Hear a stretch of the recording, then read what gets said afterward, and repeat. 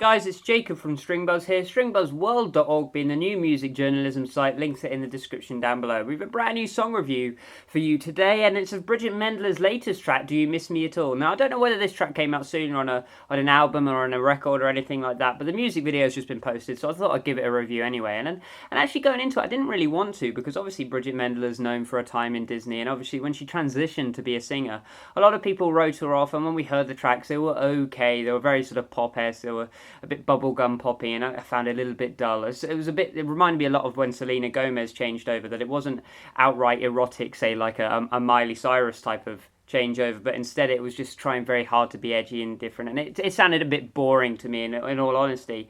So I didn't really want to review this track, because I thought, I'm fed up with these Disney star type music, because it's pretty by the numbers and predictable.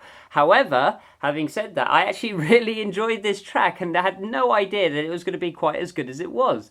I actually really got along with this song. It's probably the first pop song all week, and I know it's Sunday, so that's saying something, which I've really found like an enjoyable listen. I mean, obviously I've had fun with a lot of the rock and the post-hardcore stuff that has come out this week, but pop music consistently, with the exception of Bruno Mars, which I'm not classing out as out-and-out pop music, because he's doing this 90s vibe sort of thing, so he's a bit more avant-garde, whereas this is an out-and-out pop song which is fun, it's quirky, and it's recognisable. It's definitely a song which is catchy and gets stuck in your head, and there's a lot going for it, in my opinion. I think Bridget's performance on this song is very unique. I think she doesn't possess, the most powerful of tones or the most recognisable of tones, but however, she uses her own sort of dramatisation of words to create this sort of unique personality. So she uses her own individualism as a person and a character to carry a lot of the lyrics here, and that was really nice to hear. Other things which I think were great, I think the production was really nice, even though I would have preferred a slight bit more bass, but then that's because I'm just a bassaholic at the moment. I liked the drums. They had a deep kick, and they didn't sound too electronic, and the snare actually had some form of tone to it, rather than sounding like the tin cans, like in trap beats and stuff like that. I think the vocals were left largely untampered with. I think they sounded organic, rich, everything you can imagine adjective-wise when it comes to production. For vocals, I think the rest of the instrumentation sounded very nice. I even like the whistly bit. I'm not usually a fan of this whole whistle melody stuff in pop music. I think it's been done to death, but I actually kind of enjoyed it here, and there's a lot of things which I found really fun to listen to. The bass sounded thick as well, and it was sort of jerky and quirky, and I really enjoyed that. It reminded me a lot, and this is saying something, of when Solange came out with Don't Touch My Hair, and then you've got this sort of quirky bass that comes in, and it's not like a consistent rhythm. Instead, it's a bit of a jarring type rhythm. A bit like what Kid Cudi tried, but in this time around, actually decent.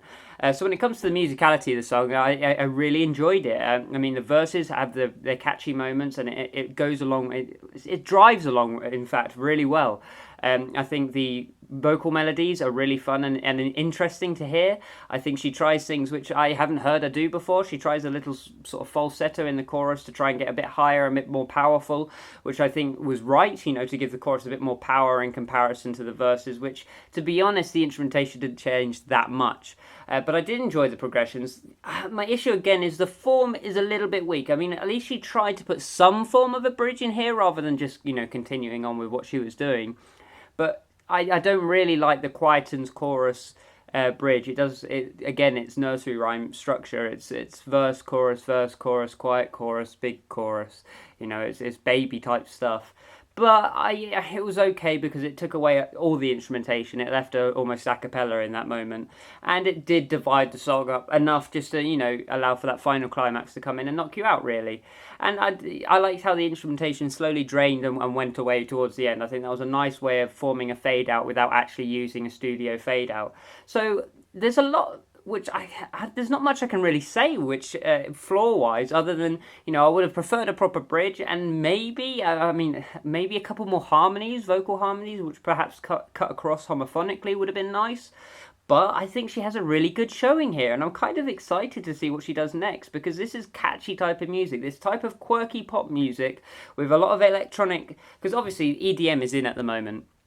But a lot of people are just going for house pop songs. You know, you've got people like Jonas Blue, Clean Bandit, all these sort of DJs are just getting features on their tracks, and they're releasing these house pop sort of stuff, and I'm bored of that. But if you can take EDM and make it like this, make it quirky, make it slightly, to be honest, sensual and just a bit different, and try something different, it works, and it makes it catchy. And this has definitely separated its way out from the crowd, and I enjoyed it.